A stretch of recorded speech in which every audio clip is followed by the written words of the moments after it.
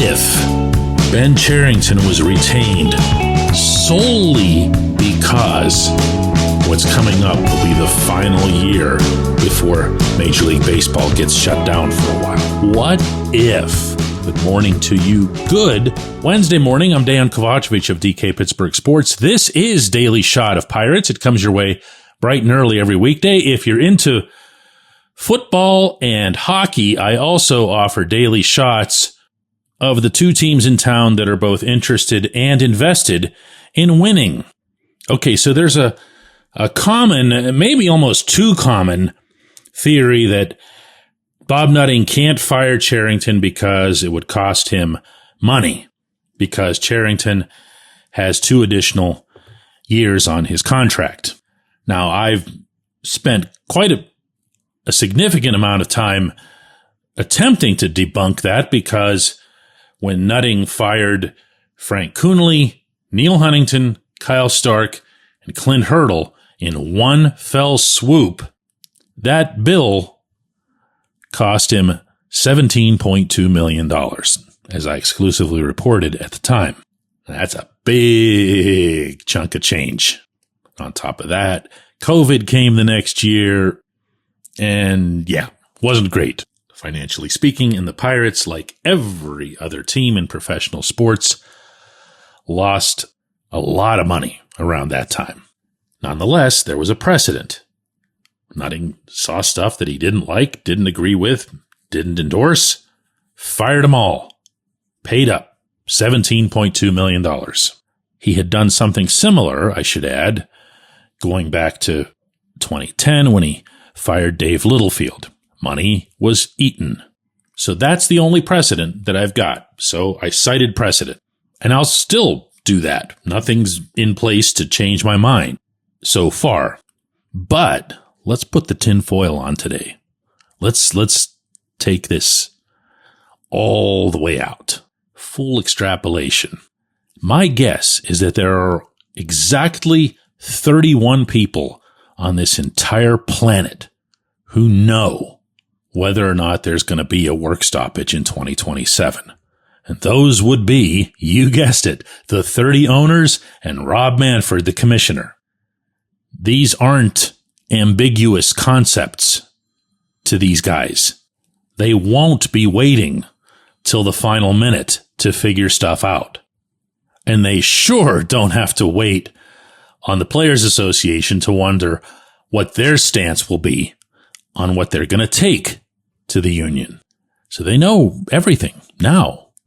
And they know from previous experience, whether it's within Major League Baseball, whether it's things that have happened in the NFL or the NHL, who gets paid in a work stoppage and who doesn't get paid in a work stoppage.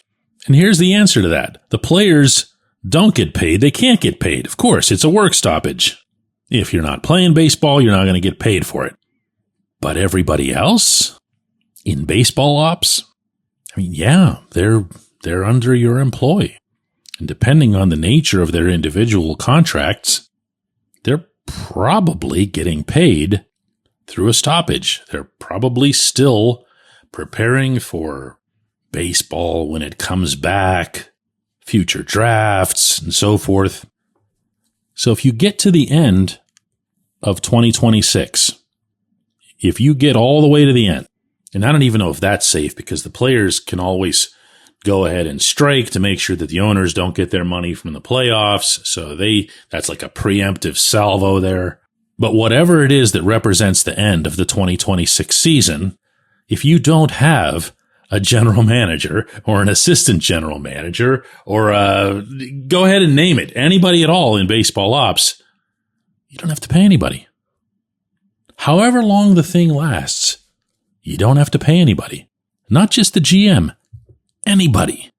Now, do I believe that that will happen? No. Do I believe that there's financial value in retaining such flexibility? Yes. Okay, now going even further, one thing that we've seen in both the NFL and the NHL is that under cap systems, there is immense benefit to knowing the cap system. We talk about that a lot in Pittsburgh related to Omar Khan, who went from being the Steelers cap guy to now their general manager. Well, Omar worked really, really, really hard on the football side of it and takes a lot of pride in his football evaluation skills. That's fair. That's fine. But the path was the cap knowledge. The path was becoming one of the league's more respected guys at managing the cap. So there is a spectacular chance that Cherington, who's obviously got zero experience with this, in fact, pretty much everybody in baseball does, won't be the GM in a cap system regardless. So you, here again, buy yourself some more time and save yourself some more money. Is this cynical? Yes, of course it is. Is it about the Pirates? Also yes, of course it is. When we come back, J1Q. If you're looking for a great dining experience, look no further than North Shore Tavern. Located directly across Federal Street from PNC Park, next door to Mike's Beer Bar, North Shore Tavern is Pittsburgh's home for steak on a stone. Enjoy your steak finished on a hot lava stone in front of you, where you ensure each piece is cooked to exactly your liking. Or try their rotating selection of entrees, hot sandwiches, salads, and burgers, all while enjoying the ambiance dedicated to the great players and history of the Pittsburgh Pirates all around you. Come see why everyone's talking about North Shore Tavern and steak on a stone. It's Gun Storage Check Week. Help prevent unwanted access to your firearms. No one wants their unsecured gun to be used in an accident, a suicide, or a crime. Use lockboxes, safes, and locks to secure your firearms. Learn more at gunstoragechek.org. That's gunstoragechek.org. Brought to you by NSSF, the Firearm Industry Trade Association. Delete Me makes it easy, quick, and safe to remove your personal data online at a time when surveillance and data breaches are common enough to make everyone vulnerable. Data brokers can compile your name, contact info, social security number, home address, even information about your family members, and they can sell it online. Have you ever been a victim of identity theft, harassment, doxing? If you haven't, you probably know someone who has. Delete Me can help. Take control of your data and keep your private life private by signing up for Delete Me. Our listeners get a special discount. Get 20% off your Delete Me plan when you go to joindeleteme.com/hit. Use promo code HIT at checkout. That's HIT. The only way to get 20% off is to go to joindeleteme.com/hit and enter HIT at checkout. That's joindeleteme.com/hit, code HIT.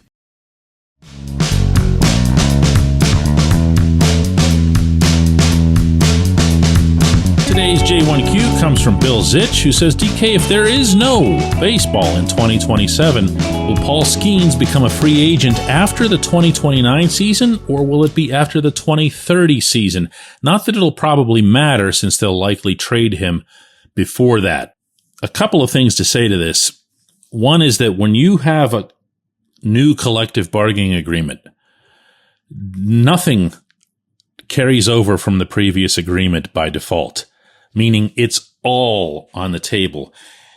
Now, when that agreement totally changes the landscape of everything about the system, there can't be an answer for your question, because they might say, the owners might say, well, we're putting in this salary cap no matter what. And the players might say, all right, we've waited for a full year. We're tired of not playing.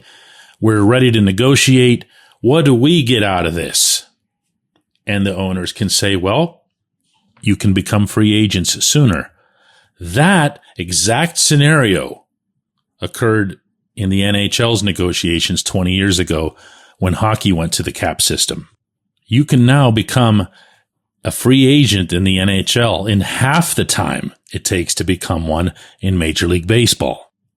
So for all we know, not to scare you or whatever, you're the one who asked, Skenes could become a free agent the instant the lockout ends, or the instant there's a new deal, whether it's a lockout, a strike, or whatever it is that you'd want to call the work stoppage.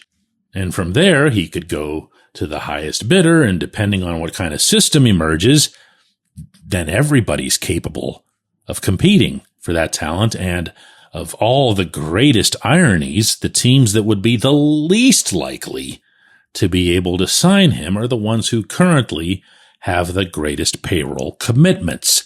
That also happened when the NHL switched to a cap system. There were a handful of teams with some really, really, really big long-term commitments that had to be really judicious about how they spent coming out at the other end. Best answer I can give you, Bill. It's a whole new world. It becomes unrecognizable. And if all of that sounds to you right now so far-fetched that you can't even fathom any of it happening, dude, go ask a hockey fan what that was like. Everything, the entire hockey world was turned on its head when it returned, but also 100% for the better. The sport has grown like never before since then. The sport has had labor peace ever since then. Don't get me started on this one. I appreciate the question, Bill. I appreciate everybody listening to Daily Shot of Pirates. I'm going to do another one of these tomorrow.